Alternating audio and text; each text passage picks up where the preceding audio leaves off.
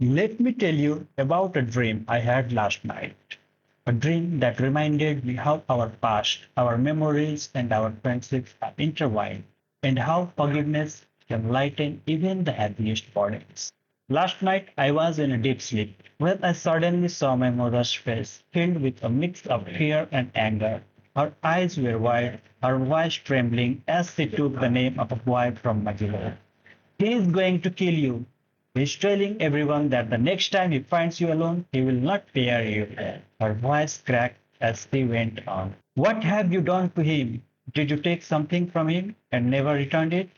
Or did you say something bad to him? Tell me, my son, what is the problem? I will go and talk to him. Her eyes brimmed with tears, and I could see her struggling to hold them back. I stood there stunned. My mind began racing, searching for answers. What had I done?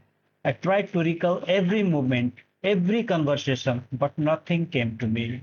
The boy she spoke of was someone I had played with just the previous morning. We had laughed together, shared jokes, and even called each other brother. In our village, most of us are connected by relations. So why would he threaten my mother like that?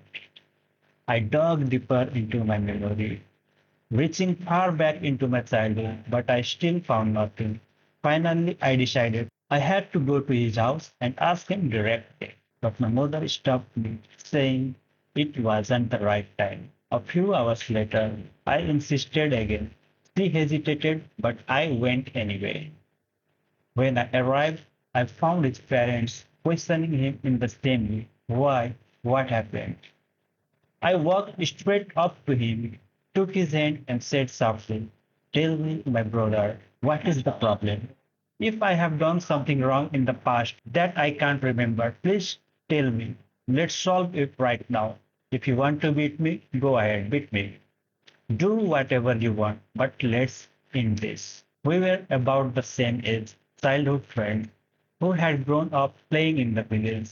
As I looked into his eyes, moments later he burst into tears. I couldn't help but cry with him. We held each other tightly, trying to calm ourselves. When the tears finally stopped, I asked again, now tell me, my dear friend, what is the problem? He took a deep breath and said, do you remember the Mela in our village? About 4 or 5 years ago. Yes, I replied. We had so much fun. I bought a toy. We played a dice. But do you remember what happened after? I shook my head in no. He continued. After the Mela, there was a kirtan at my house. But suddenly, your father announced a kirtan at your house on the same day at the same time. People in the village got divided. Some came to yours, some to mine.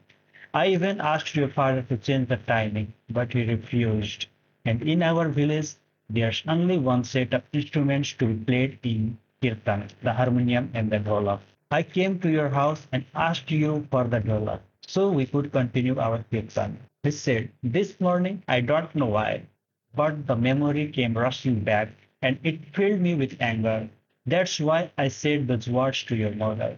Please forgive me, my friend. I didn't mean them. I held his hand tighter and said, brother, I am sorry too. I don't know why I did that back then. Let's not allow the past to take away our friendship. The tension between us faded and our hearts felt lighter. Then I asked him to bring a bucket full of water and a mug.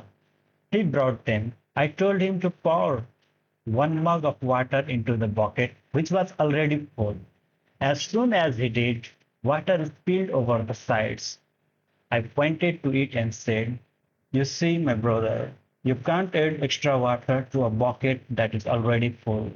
If the water inside is clean and pure, you can use it. But if it's dirty, you must first empty the bucket before filling it again with fresh water. The same thing happens with our minds. If you have pure, happy memories, keep them. They will make you smile. But if you have painful memories that hurt you again and again, you have to let them go.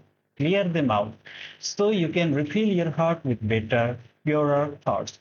He looked at me for a moment and smiled, and just like that, The weight of years was gone, replaced with something new, something lighter. When I woke up, I realized that maybe this dream wasn't just for him. Maybe it was for me and for anyone who is still carrying the heavy water of the past. Even if you have completely forgotten an incident, another person can suddenly remember it and burst into anger because memory and emotions don't work in the same way for everyone. Sometimes our dreams carry messages our waking mind refuses to hear. And when we listen, they guide us toward understanding, forgiveness, and peace.